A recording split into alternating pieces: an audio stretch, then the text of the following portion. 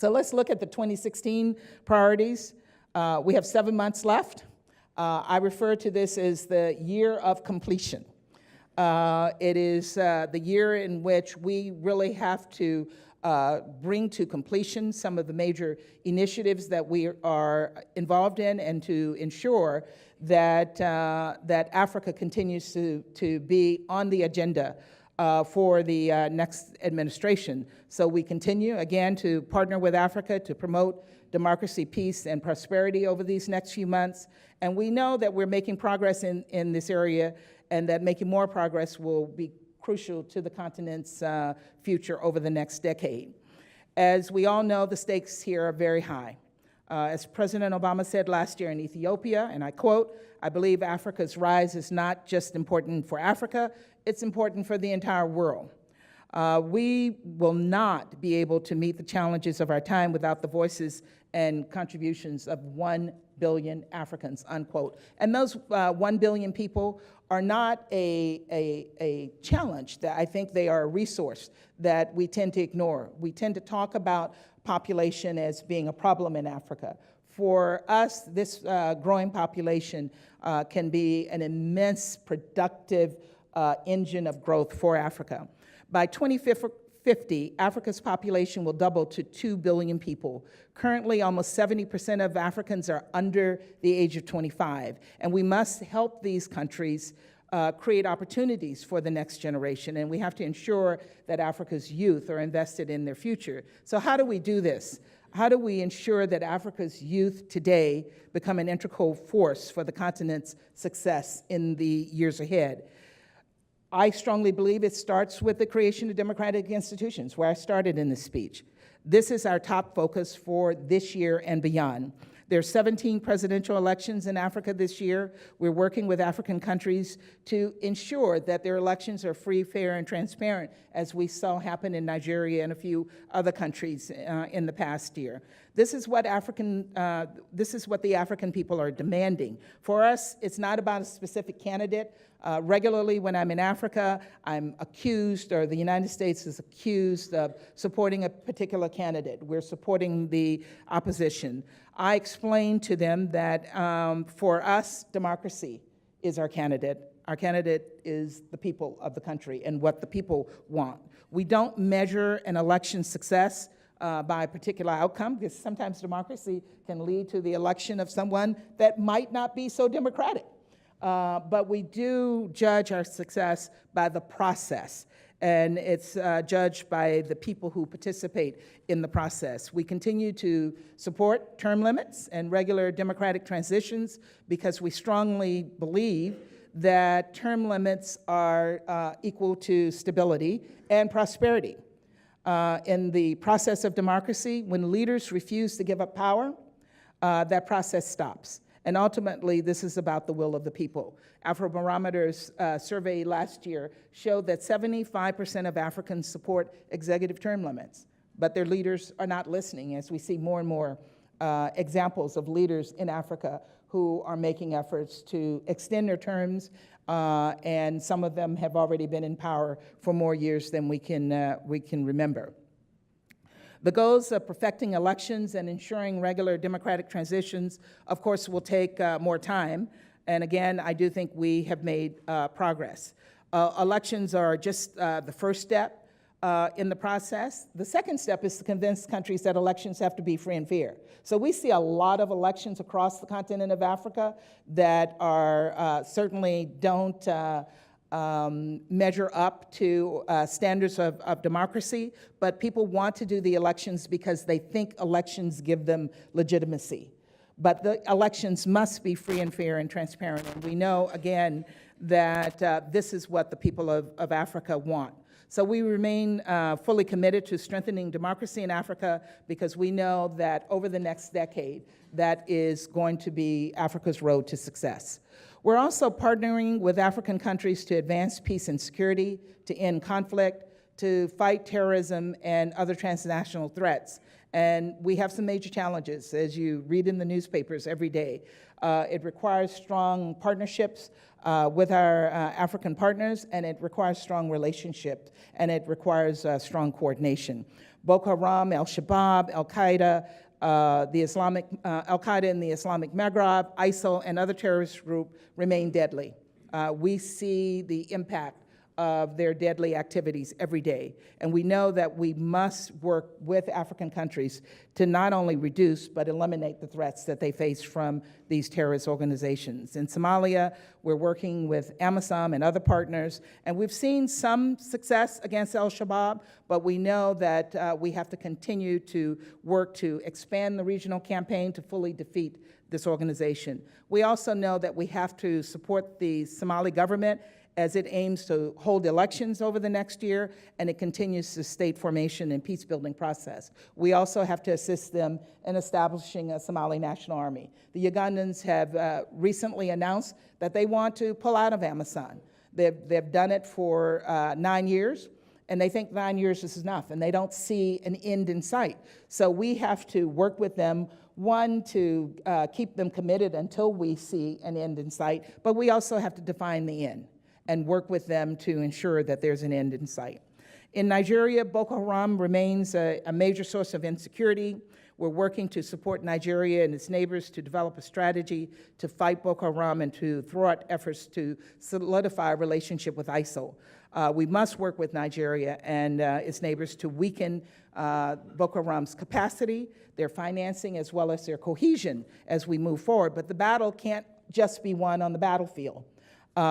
Nigeria and its neighbors must address the conditions in their countries that have led to extremism, the conditions that have led to young people not being vested in their country's future and buying into extremist ideologies. So we're working with partners to build that capacity, to create jobs, improve education systems and other services, particularly in Nigeria's northern regions, which has been neglected by the country. South Sudan. We spent a lot of time on South Sudan over the past 3 years. I remember my first Christmas in the Africa Bureau, and we were all there on Christmas Day, and Christmas Eve, Christmas Day, and New Year's Eve, and New Year's Day, and I saw Johnny Carson just walk in, and I thought, you know, Johnny, thank you. That was my Christmas present from Johnny. And we continue to try to address the results of not only helping them to end this devastating war, but the results of them having been a country in conflict for many years before. They had 2 years of, basically 2 years of peace. The return of Riek Machar to Juba and the formation of the Transitional Government of National Unity in April was a key step forward. It took a lot of effort.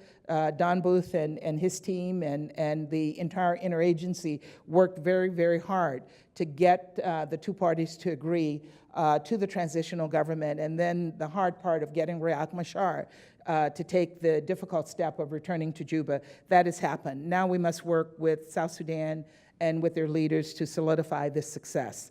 And a lot of hard work, as you know, remains in building lasting peace. And that's a top priority for this administration, and it will be a top priority for the administration to come. The situation in Burundi continues to worry us. The decision by President Nkurunziza to seek a third term and then run for president has led to an implosion within this country. More than 400 people have died that we know of. Many more have suffered. 200,000 have taken refuge in neighboring countries. We're working with our partners and using all of the tools we have to find a solution to avoid additional violence. And we know that it is important that the regional partners, the neighbors, take some key decisions and put pressure on Nkurunziza to do the right thing. On the prosperity agenda, we're working with governments as well as the private sector. We're encouraging urgent economic reforms that we think are necessary because of the slower global economic growth. Africa can and must generate millions more jobs for its enormous youth population and the population growth rates. We will be bringing together African leaders and American and African CEOs in a second U.S. business forum in New York in September because we know that if jobs are to be created in Africa, they have to be created by the private sector. The government cannot create jobs. The government cannot provide prosperity. What the governments can do is provide the environment, the enabling environment that allows the private sector to thrive. And we're trying to encourage governments to reform their economies, to attract good long-term direct investments from quality foreign investors, particularly from the United States, but not only from the United States. I think I'm always asked about China. I think my view is that the needs in Africa are broad, the opportunities are immense, and if Africans are able to negotiate deals with China to get a good, solid quality investment, they should do that. At the same time, we want to encourage American companies who have been somewhat skittish in recent years about investing in Africa to look at the opportunities for investing there. Our job is to make them aware of the rich set of investment opportunities available to them on the continent. Last month, we launched the Partnership on Illicit Finance in Zambia. This was another initiative that came out of the President's Leaders Summit. Through this partnership, we're working with 7 African partners to improve transparency and accountability and combat impunity in the public and private sector. You've heard that this has been a major priority for President Buhari, and he has really taken the bull by the horn on trying to ensure that Nigeria is able to get back stolen assets, but also to stop corruption from being a cancer in this country. But it's a problem that we see elsewhere in Africa, and we're working with leaders on the continent to address this issue. Building healthcare capacity is also a critical priority for Africa in the years to come. Ebola, as I noted, was a stark reminder of this. We've made a commitment to assist more than 30 countries over 5 years under the Global Health Security Agenda to expand national and global capacities to help prevent, detect, and respond to future infections and diseases across Africa. Power Africa in 2014, President Obama made the decision at the African Leaders Summit to triple the goals of Power Africa. Our desire is by 2030 to add 30,000 megawatts of new clean electricity generation to more than 60 million new connections and off-grid connections. We believe that Power Africa is critical to Africa's success in the future. 2 out of 3 people in sub-Saharan Africa lack electricity, and without electricity, Africa will not thrive.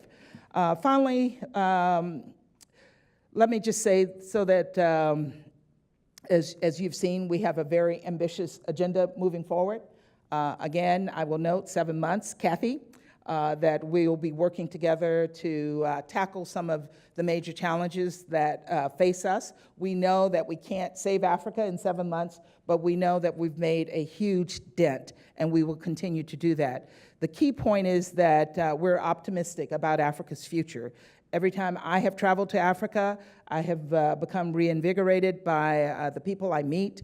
It's the talent, it's the energy of the young people that I meet, such as the Yali Fellows, that keep me motivated and confident that Africa will find solutions to the challenges that face it over the next decade. And just as I look forward to making greater efforts in the State Department to strengthen our relationship in Africa, I also want to strengthen our relationship with you here in the room. You have an extraordinary attendance list for today's symposium: African diplomats, academia, NGOs, multiple government agencies, and more. This is a team sport working on Africa. It is not just a government mission. It's a mission for all of us who are committed to seeing this continent reach its potential over the next decade.